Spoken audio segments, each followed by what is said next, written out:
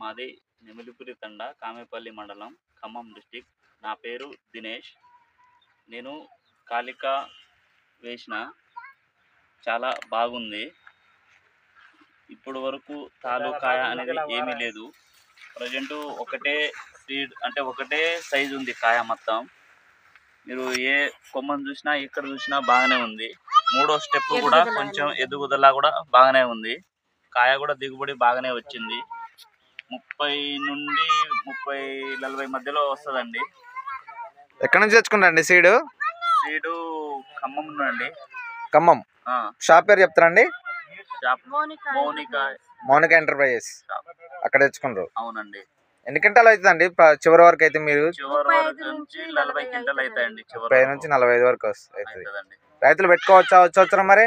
తప్పకుండా పెట్టుకోవచ్చు. చాలా హ్యాపీగా ఉంది మీరు పెట్టుకోవడం వల్ల కూడా మాకు. ఓకే అండి.